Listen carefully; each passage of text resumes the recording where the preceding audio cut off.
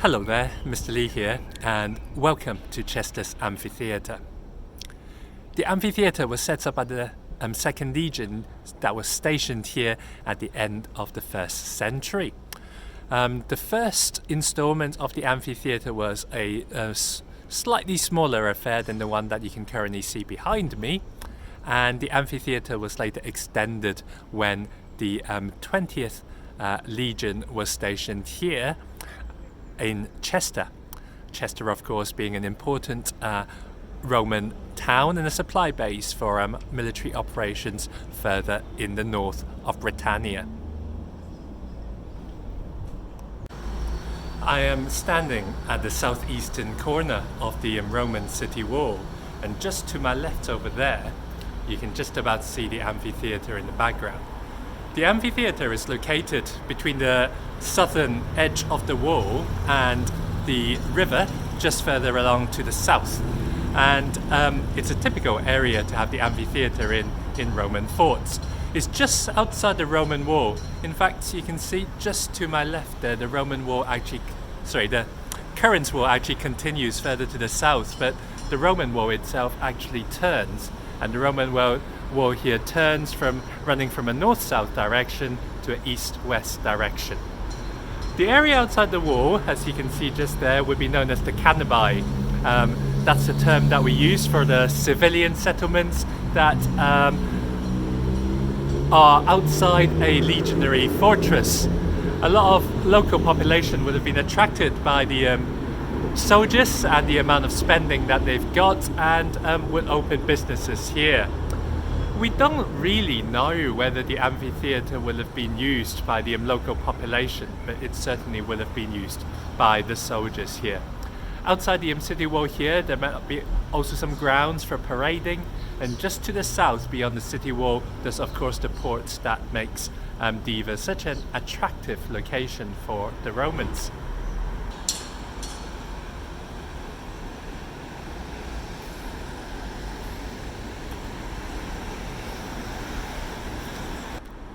We're just above the arena here, and you can see how the road actually, which was a straight road just behind me there, curves around the amphitheatre.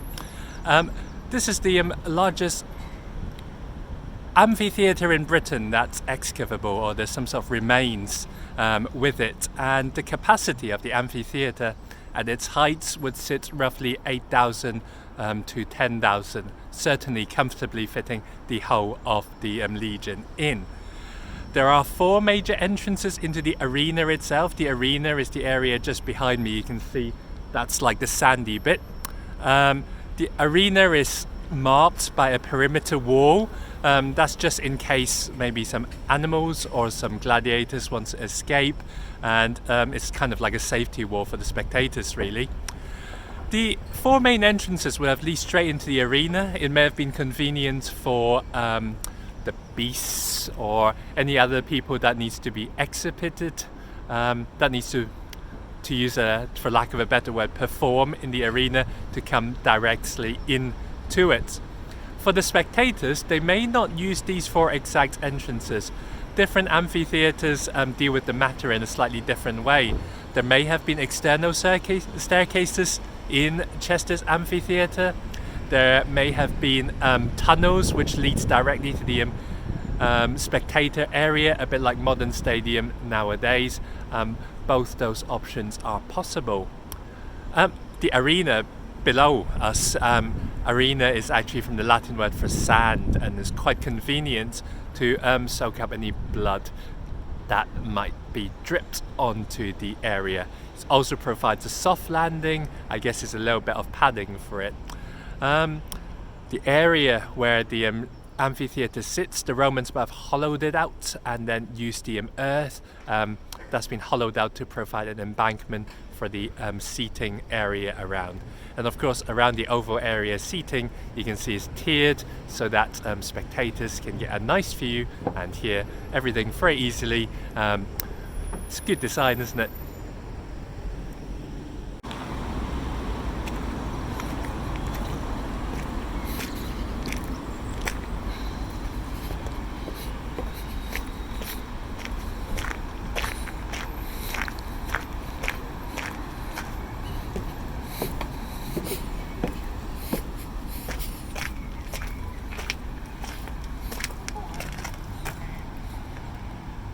we're in the middle of the arena, and the Romans might have used the arena here in Chester for military parades. In fact, they're not going to have gladiatorial contests every day because in a way it's meant to be entertainment. It takes a lot to put on, so yeah, it'll be used for gladiatorial contests every now and again, and they'll make sure it's a special occasion so that if a capacity crowd turns up, they'll get full value for the day out. So on a day when there's festivals, you're likely to get things such as, for example, an animal hunt, where you might release animals into the arena, and you either get trained professionals to hunt them down, or you just release convicts or some other people to see how the animals react to them. Not very well is the answer if you happen to be one of those people released into the arena.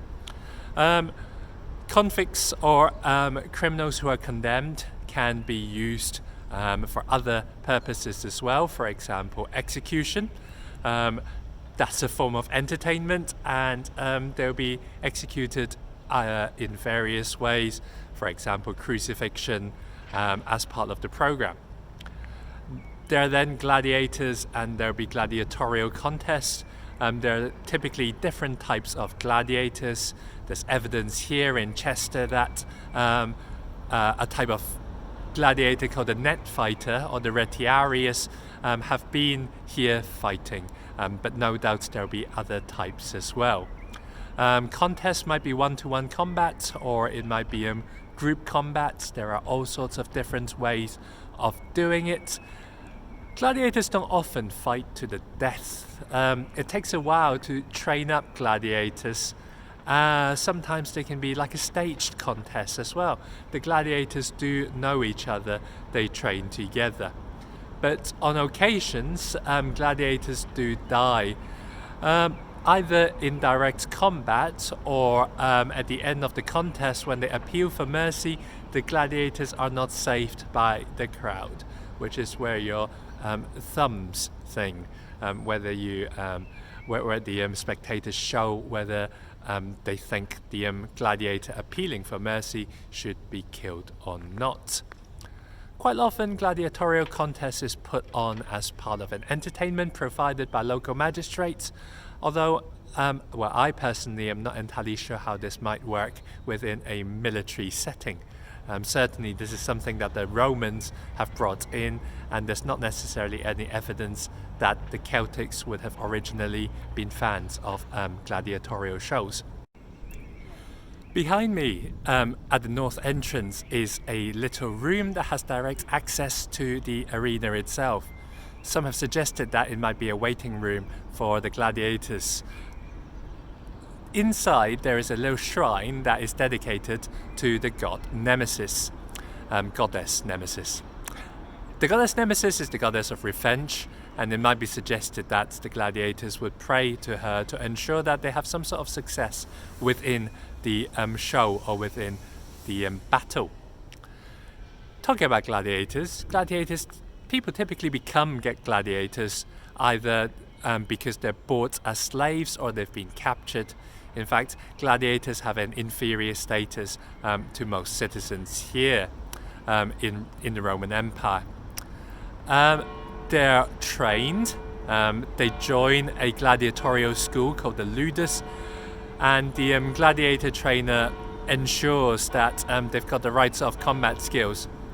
As much as Romans do put on shows with condemned criminals and people who have no skills, gladiators provide a sort of entertainment, and it's really good that they have the skills to ensure that the contest is fought rather than just over in a moment. Beyond that, animals within Chesters are probably local animal that's been captured for the purpose of being shown in the amphitheatre. They will have been used for the contest, and afterwards they might have been cooked and eaten. There aren't likely to be many exotic animals within the Roman gladiatorial shows. We know that sometimes animals from Africa or the Middle East have been used so that the Romans get to see animals that they're not used to. But in a provincial town like Chester, it's unlikely, but I wouldn't necessarily say that it has never been shown here before. The Romans visiting this place would have expected a great day out. Many of them would be soldiers, and this would be a bit of a break from their regular work for them during watching a gladiatorial show. Amphitheatres in Britain operate perhaps slightly differently because of the climate. When I say operate slightly differently, of course, shapes, design is pretty similar, but of course what we don't have is the climate of Italy. I guess any spectators here at the Chester Amphitheatre might need to make sure that they're prepared for bad weather. I'm not actually entirely sure how that might work really. There might be an awning perhaps, but if it's heavy rain, as sometimes there are here in Chester, that might be a little bit difficult. It might also be quite cold compared to the warmer weather of the Mediterranean climate. However, when we say Romans coming here, of course, people who serve at the Legion are not necessarily people from Italy. The Roman military takes recruits from across the empire and sends them across the empire. They have taken recruits from here in Britannia as well, who would then serve perhaps in the Middle East as we know it nowadays. So maybe people who come to serve as soldiers in this area would have been used to being outdoors in this kind of weather anyway. What they certainly might wish to bring is a cushion, because if they're here for the whole day, that might be a bit uncomfortable sitting on wooden or stone sitting. Also, they want to make sure that they bring some money or some snack.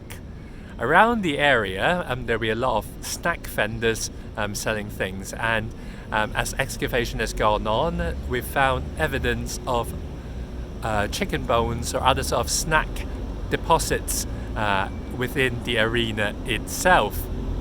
So there'll be a lot of vendors. You want to bring some change as well to buy some souvenirs. Quite often around an amphitheatre like this, there will be vendors selling souvenirs associated with some of the gladiators or the gladiator training school that fights within this amphitheatre or that are here for that particular show. What you can't imagine and what I can't recreate for you today is the atmosphere that will be here when there's 10,000 people in. It might be a bit like a stadium. It'll be quite raucous. There'll be people doing all sorts of different things.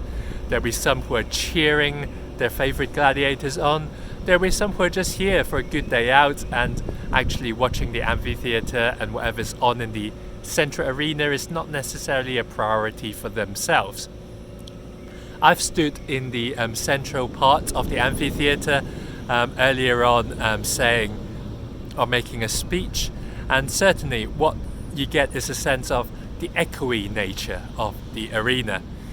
It really makes for a great spectacle, and if you like being part of a crowd and being part of the excitement, then coming to an amphitheatre and watching a show would certainly provide you with that excitement and that adrenaline. It was predicted for a while that Chester would have an amphitheatre, but all this area is actually lost to us until the early 20th century, when excavation began to take place under the local archaeological society. And what they found was a massive amphitheatre, I suppose.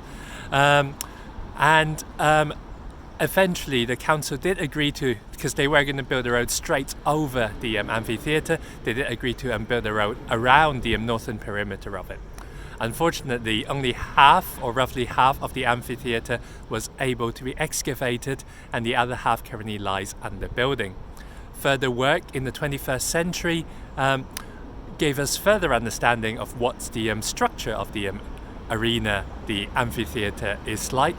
And really it gives us an idea of how big it is, and again that leads us to speculation about what the row of Deva or Chester actually is for the Roman plans of Britain.